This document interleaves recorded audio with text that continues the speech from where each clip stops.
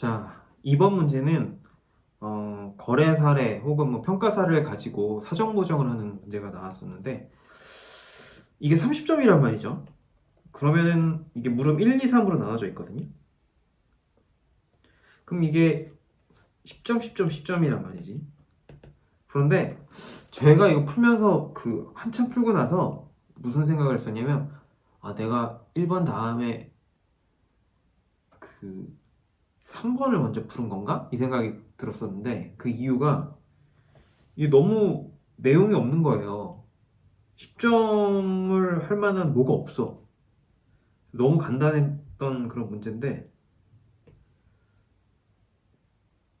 그래도 어쨌든 뭐 한번 보시면서 항상 주의 주면서 말씀드리는 게 배점에 대한 것도 좀 생각은 좀 해야 된다. 여기다가 10점을 투하했으면 어, 뭔가는 있는 거예요. 배점이.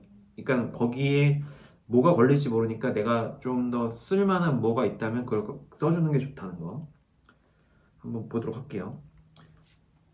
여기 지난번에 우리 그 최근에 나왔던 거에도 공사 중단 건축물 나왔는데 여기서도 이제 그 건축물의 공정률을 추정하는 게 나왔고 그걸 토대로 이 전체 금액에서 그 건물 가격을 빼고 그렇게 사전 보정을 한 후에 단가를 구하는 문제예요. 이건 그 다음에 우리 이것도 얼마 전에 나왔죠.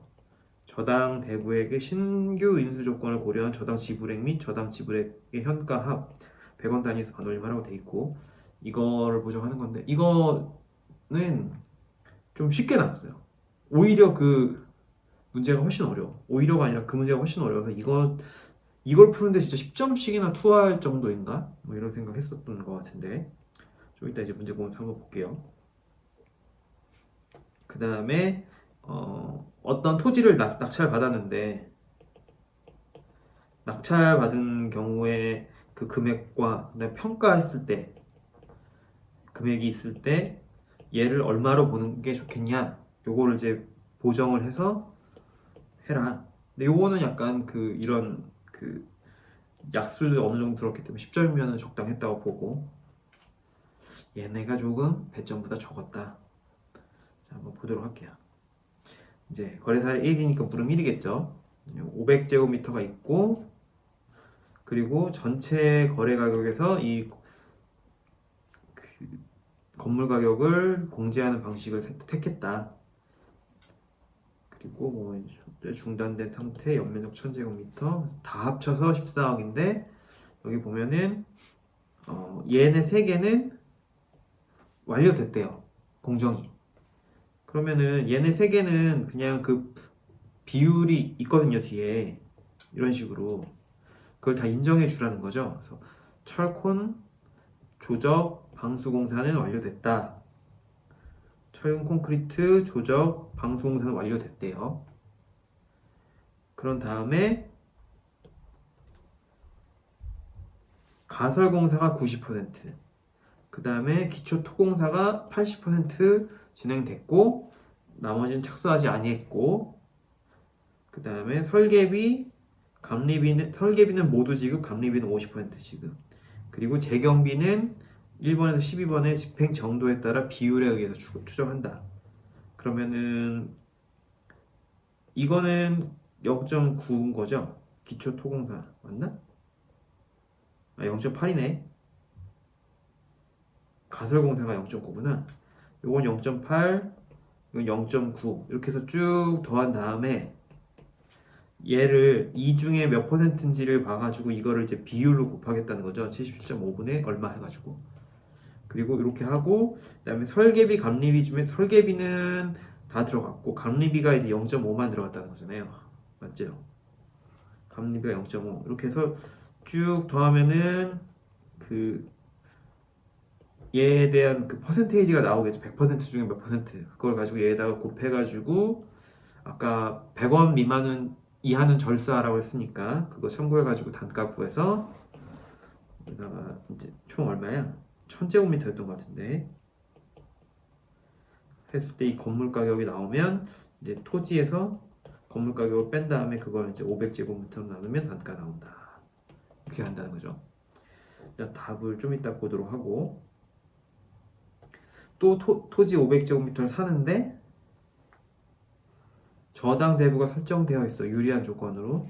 근데 그게 거래금액 10억 중에 70%니까 3억은 뭐예요?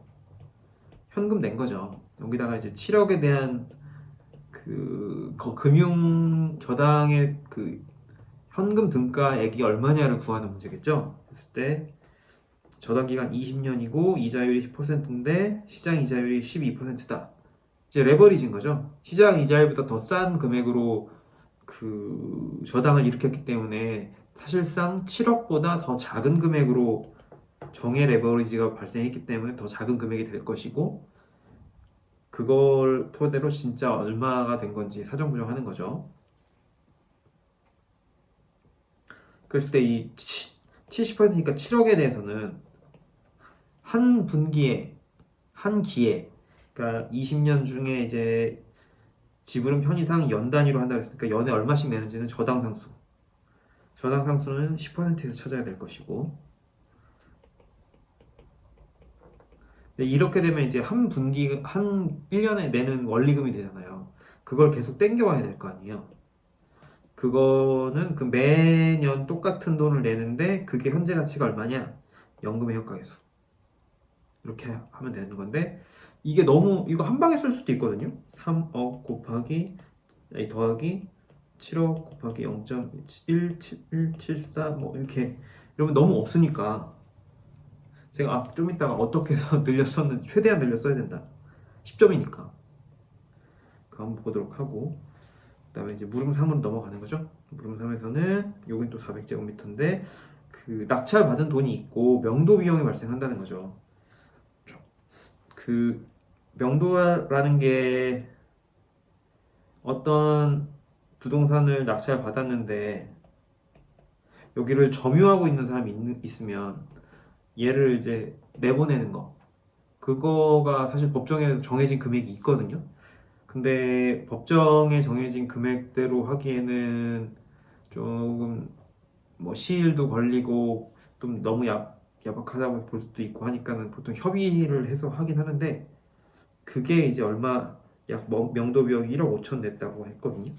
그러니까는 보면은 최초 경매 개시 가격이 10억이었어요.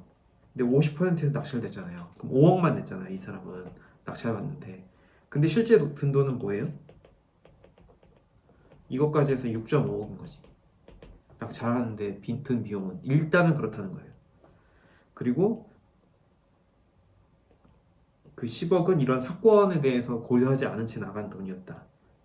그리고 이제 평균 낙찰을 보면은 여기가 주거 지역이긴 한데 녹지 지역과 연접하기 때문에 주거와 녹지의 낙찰률의 평균, 주거 녹지 낙찰률 평균이니까 0.75가 되겠네요. 이걸 가지고 10억에다가 곱해서 7.5억 나오면 얘하고 얘를 이제 뭐 하라는 거예요? 이렇게 하라는 얘기지. 자, 여기까지 했을 때 답을 한번 보도록 할게요. 어떻게 썼는지.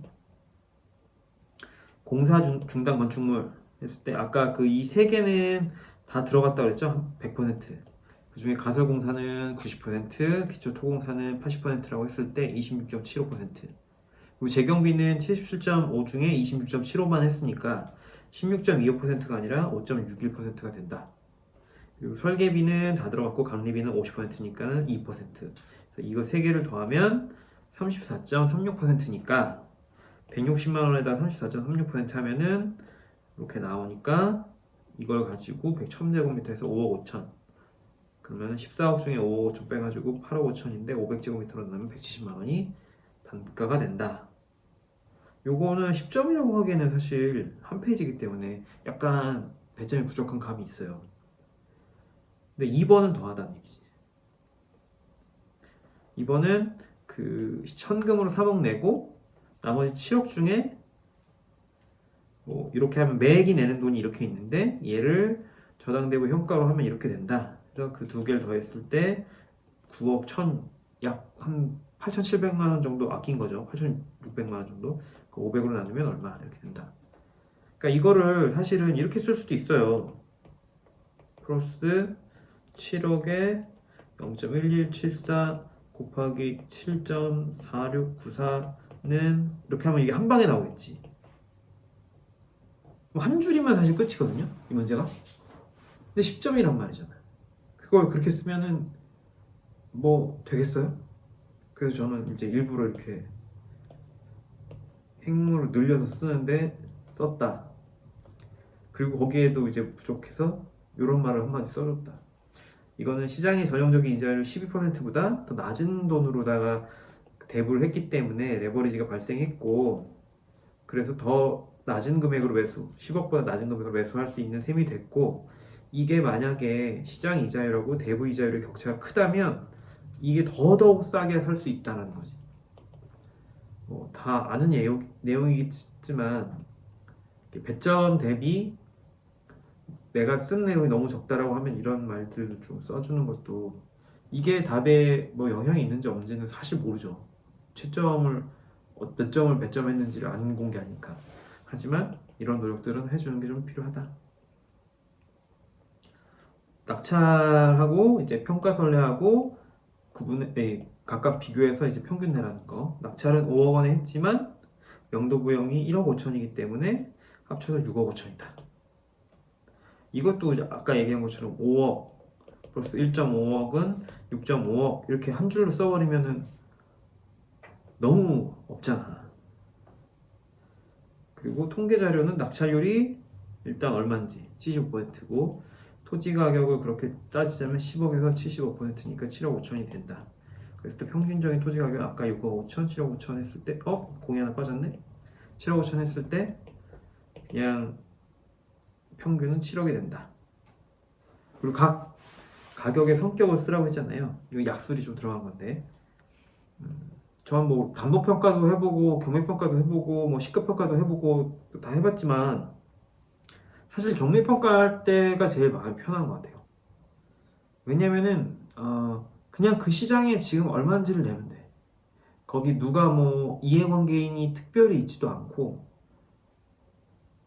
물론 이제 뭐랄까 그런 경우 있어요. 뭐 만약에 5억짜리 집이다.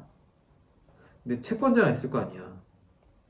채권자가 있으니까는 그 물건이 나왔을 거 아니야. 근데 채권자가 갖고 있는 그런 금액이 채권이 한 4억 5천쯤 된다. 근데 물건 가격을 4억 내긴 좀 미안해. 그래서 이제 좀 올린다고 표현하면 안 되는데. 하여튼 그런 거를 고려하기도 하지만 그냥 되도록이면은 특별한 이유 없다면 통상적인 시장에서 이렇게 시장 가치에 부합되게 한다는 거. 하지만 이제 낙찰 사례는 시장 가치라고 보기가 어렵죠. 왜냐면은 모든 사람에게